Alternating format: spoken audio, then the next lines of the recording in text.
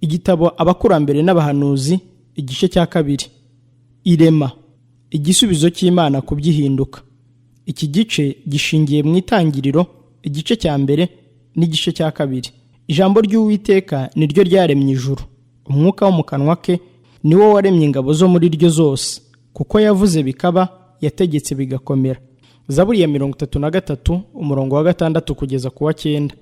Isi yari nziza bihebuje igihe Imana yari imaze kuyirema.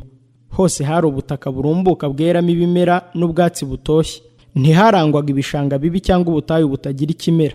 Ahantu hose hari ibiti by'igikundiro n'uburabyo bushimishije. Umwuka wo mu kirere wari mwiza utagira ubwandu. Isi yose yarushaga ubwiza imbuga z'ingoro zirimbishijwe cyane. Amaze kurema isi n'ibirimo byose, Umuremyi yuzurisha umurimo we kurema umuntu, maze amutuza ku isi. Imana iravuga iti, tureme umuntu agira ishusho yacu, ase natwe, atwara isi yose. Nuko Imana irema umuntu ufite ishusho yayo, umugabo n'umugore niko yabaremye. Ibyo bigaragaza inkomoko y'ikiremwa muntu Imana yaremye ku ishusho yayo. Kuvuga ngo umuntu yagiye ahinduka buhoro buhoro ava mu dukoko duto cyangwa se mu bimera nta shingiro bifite. Inyandiko ziyobowe n'Umwuka Wera zerekana ko inkomoko yacu ari ku Muremyi nyir'ubushobozi, ko atari ku rutonde rw'ihindagurika ry'udukoko, ibijonjogoro n'inyamaswa zigenza amaguru ane. Nubwo Adamu yakuwe mu mukungugu, yari umwana w'Imana. Luka igice cya 3 umurongo wa 38.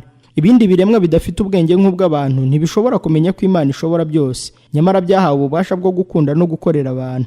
Wamuhaye gutegeka ibyo waremesheje intoki zawe, wamweguriye ibintu byose ubishyira munsi y'ibirenge bye, n'inyamaswa zo mu ishyamba nazo n'ibiguruka mu kirere.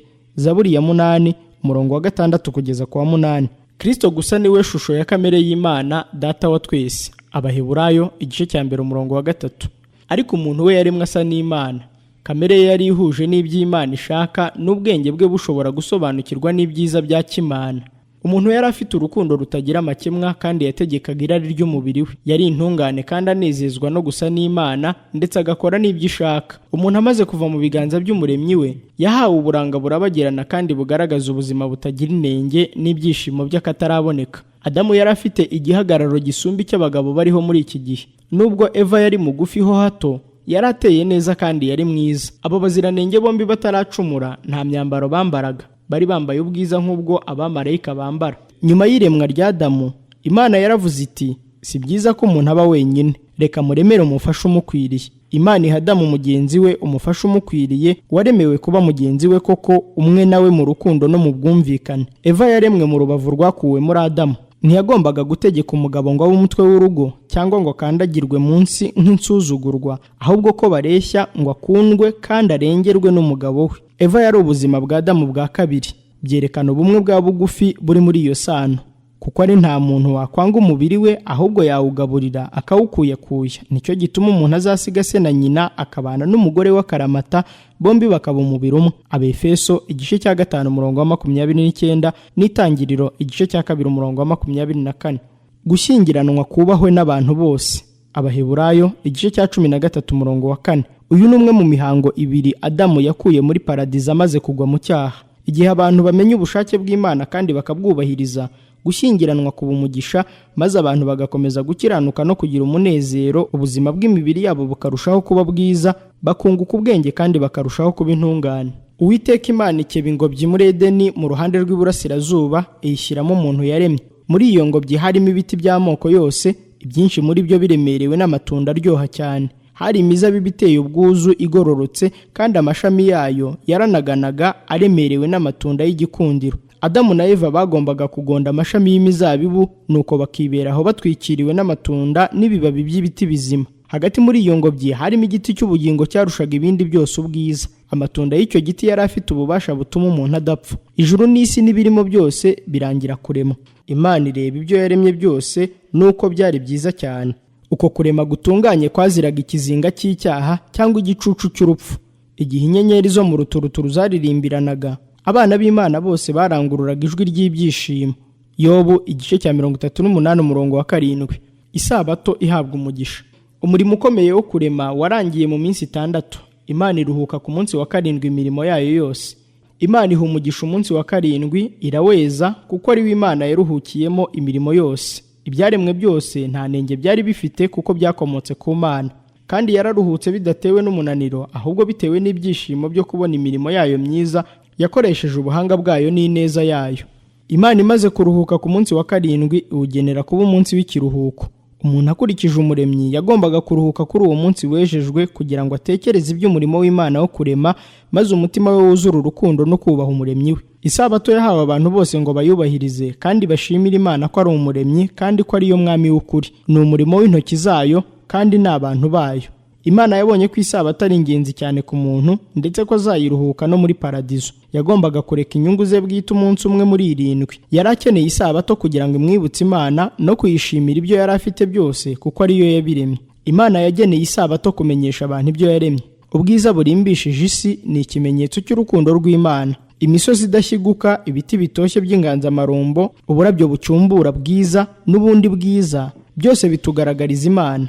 Isabato yereka umuntu yabiremye byose, ikanategeka abantu kubumbura igitabo cy'ibyaremwe bakabonamo ubwenge n'ubushobozi n'urukundo rw'umuremyi. Ababyeyi bacu ba mbere nubwo baremwe ari intungane kandi ari abaziranenge, ntibahawe ubushobozi bwo kudacumura. Imana yabaremeye gusohoza ibyo ishaka, bafite uburenganzira bwo kwihitiramo kumvira cyangwa kutumvira. Ariko mbere y'uko bagira amahoro adashira, ubuyoboke bwabo bwagombaga kugeragezwa. Mbere na mbere umuntu akiremwa hashyizweho itegeko ribuzanya kwishyira imbere, ari byo byabaye intandaro yo gucumura kwa Satani. Igiti cy'ubwenge cyashyiriweho kugerageza kumvira no kwizera n'urukundo by'ababyeyi bacu ba mbere. Babujijwe kurya ku mbuto z'icyo giti kugira ngo badapfa. Bagombaga guhangana n'ibigeragezo bya Satani, ariko iyo bihanganira icyo kigeragezo bajyaga gutuzwa hatagera, Imana ikabemerera kubana nayo ibihe byose. Imana yahaye umuntu amategeko amugenga, imugira umuyoboke w'ubutegetsi bwayo. Imana yashoboraga kurema umuntu udashobora gucumura. Iba yarabujije Adamu gukora ku itunda ribuzanyijwe, ariko ubwo umuntu yajyaga kuba abaye igikoresho,